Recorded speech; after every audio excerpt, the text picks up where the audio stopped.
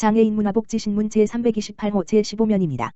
하남시 평생학습도시 거점 평생학습관 재개관식 개최. 김상호 하남시장. 장애인 비장애인이 함께하는 공간 되길 바라. 하남시 시장 김상호는 하남시 평생학습관을 리모델링해 지난 11일 시지경으로 재개관했다. 재개관식에는 김상호 시장을 비롯해 최종윤 국회의원, 시의회 박미숙 의장과 시도의원 및 평생학습 활동가, 성인학습자 등 50여 명이 참석했다. 재개관식은 코로나19 확산 방지를 위해 온 오프라인으로 동시에 진행했다. 행사는 하남의 이야기를 담은 동영상 상영을 시작으로 평생학습관 운영 경과보고, 축하 영상, 테이프 커팅 및 시설 관람 순으로 진행됐다.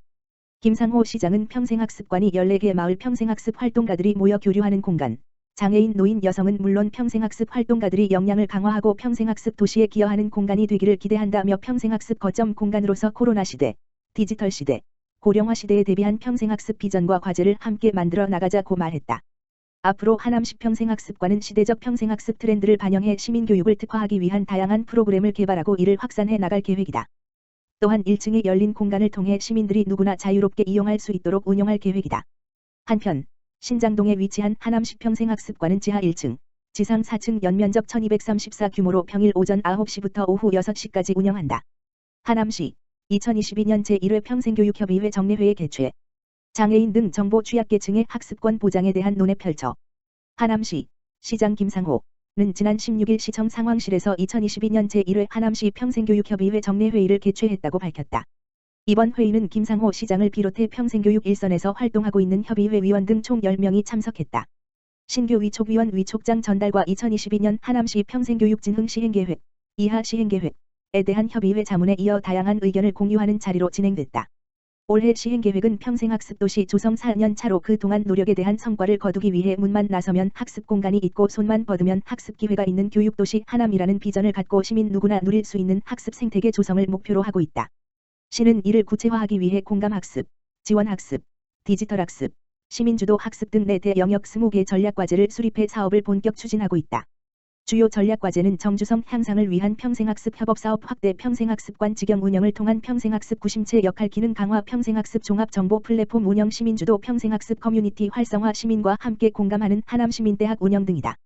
이날 위원들은 시행계획의 추진력을 높이기 위해 평생학습 컨트롤 타워 역할 명확화, 전 세대를 아우르는 맞춤형 학습 방안, 장애인 어르신 등 정보 취약계층 학습권 보장 사업 확대, 학습 분야별 선택과 집중을 통한 운영 내실화 등 다양한 의견을 제시했다. 김상호 시장은 평생교육원 신설로 평생교육을 체계적, 종합적으로 관리하고 평생학습관 직영 운영을 통해 학습도시 허브 기능을 강화하겠다며 문만 나서면 학습 공간이 있고 손만 뻗으면 학습 기회가 있는 교육도시 하남을 만들기 위해 시민이 공감할 수 있는 평생학습 환경 조성에 더욱 힘쓰겠다고 말했다. 하남시 코로나 임산부 전용 진료실 큰 호응 속 순조. 하남시 시장 김상호의 코로나 임산부 전용 진료실이 하남 시민은 물론 타 지역에서도 이용 문의가 이어지는 등 큰 호응을 얻고 있다. 코로나 임산부 전용 진료실은 코로나19 확진 임산부에 신속하게 대응하기 위해 하남시 의사회 회장 김영철와의 협업으로 하남시 보건소 선별진료소에 설치해 지난 4일부터 운영하고 있다. 임신 10주차의 코로나 확진 판정을 받은 한 임산부는 하남 지역 한맘 카페에 올린 글을 통해 하남시 코로나 임산부 전용 진료실에서 임산부 배려를 받으면서 초음파 검사를 받을 수 있어 진짜 다행이다 싶었고, 태아도 건강해 안심할 수 있었다며 임산부인데 코로나에 걸린 분들에게 경험과 정보를 전하고 하남시에 감사한 마음을 공유하고자 글을 올렸다고 밝혔다. 김상호 시장은 공동체를 위한 하남시 의사회의 자원봉사 진료와 범시민 민관협력위원회가 있어 코로나 위기를 슬기롭게 극복해 나가고 있다며 코로나로부터 시민 건강을 지키기 위해 최선을 다하겠다고 말했다. 화성시장 애인가족지원센터 에버 부모교육 참가자 모집. 화성시장 애인가족지원센터가 에버 응용행동 분석 교육 전문가를 초청해 부모교육을 실시한다. 이번 교육은 4월 9일과 23일 양일간 나도 할 수 있다. 에버 라는 주제로 현장과 온라인에서 동시에 진행된다. 강의는 서두르지 않고 성장 발달에 맞추는 에버 육아법의 저자인 한상민 서울 에버 연구소장이 맡았으며 발달장애 아이의 행동 원인을 이해하고 올바른 개입 방법을 소개할 예정이다. 특히 사전 질문지를 토대로 구체적인 사례를 제시해 실제 가정에서 적용할 수 있는 방법들을 다루게 된다. 교육 신청은 16일부터 4월 1일까지 화성시장 애인가족지원센터 홈페이지 http://www.spermerly.or.kr에서 하면 된다. 7세부터 13세까지 아동기의 발달장애 자녀를 둔 보호자 또는 돌봄 종사자라면 누구나 신청 가능하다.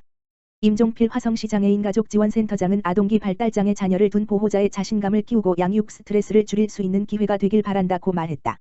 교육에 관한 자세한 사항은 화성시 장애인 가족지원센터 지역번호 031-8059-3556로 문의하면 된다. 화성시 미디어센터 마을 PD 모집 장애인 등 문화 소외계층 우선 모집. 화성시 문화재단 화성시 미디어센터는 전년도에 이어 2022년도 상반기 마을 미디어 활동가 양성과정 마을 PD를 모집한다고 밝혔다.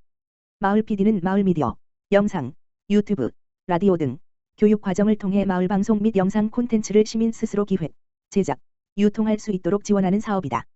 교육 운영 방식은 단체별 희망 교육 장소로 화성시 미디어센터 전문 강사를 파견하는 형식으로 진행한다. 이번 사업은 화성시민이거나 생활권역이 화성시인 학생, 직장인이라면 누구나 지원 가능하며 3월 16일부터 3월 28일까지 화성시 문화재단 hcf.or.kr 및 화성시 미디어센터 media.hcf.or.kr 홈페이지 공고란에서 더욱 자세한 내용을 확인할 수 있다. 선정 방법은 서류 적격 여부 확인과 관내 권역 및 정보, 문화 소외계층, 시니어, 장애인, 다문화 등으로 우선순위를 정한다. 선정 단체는 10회 이내에 마을 미디어 제작 교육과 동시에 미디어 제작 장비 대여 및 화성시 미디어센터 제작 시설 대관을 함께 지원한다. 이로써 시민에 의한 대한 미디어의 다양한 시민 의견 공유 기회를 확대하고 마을 공동체 활성화에 기여하고자 한다. 화성시 미디어센터 관계자는 마을 미디어 활동가 양성 과정 이후 마을 미디어 단체 스스로 지역 고유의 특색을 살린 영상 콘텐츠를 생산, 관리할 수 있는 미디어 역량을 강화하는 것이 목표라고 전했다. 또한 일회성 교육에 그치지 않고 지속적인 관심과 지원이 수반되어야 도농복합도시 화성시에 맞는 마을 미디어의 새로운 발전 모델을 만들 수 있을 것이라 말했다. 화성시 신규 그룹 모집. 화성시가 학대 피해 아동을 보호하는 아동그룹, 공동생활가정의 확충을 위해 지원 사업을 마련했다. 신규 아동그룹은 보건복지부 규정 아동 분야 사업 안내에 따라 통상 12개월 이상 자부담 운영 이후 지자체의 평가를 거쳐 보조금 지원 여부가 결정되지만 그룹 부족으로 발생하는 아동 보호 공백을 막고자 나선 것이다. 지원 대상은 최근 1년 이내 설치된 공동생활가정 또는 신규로 설치하려는 비영리법인 및 단체이다. 총 3개소를 선정하며 한 개소당 종사자 1명의 인건비와 운영비 약 270여만 원을 오는 12월까지 지원할 계획이다. 지원 신청은 화성시 홈페이지 www.ct.go.kr 공고고시를 참고해 28일부터 오는 4월 1일까지 화성시청 아동보육과로 방문 또는 우편 접수하면 된다. 신순정 아동보육과장은 아동학대 신고가 급증하고 있는 만큼 아동이 안전하게 보호받을 수 있도록 최선을 다할 것이라며 역량 있는 기관의 많은 참여를 부탁드린다고 말했다. 한편 화성시에는 2022년 3월 기준 학대 피해 아동 쉼터 2개소를 포함 아동 공동생활가정 13개소가 설치돼 있으며 이 중 남아시설은 10개소, 여아시설은 3개소이다.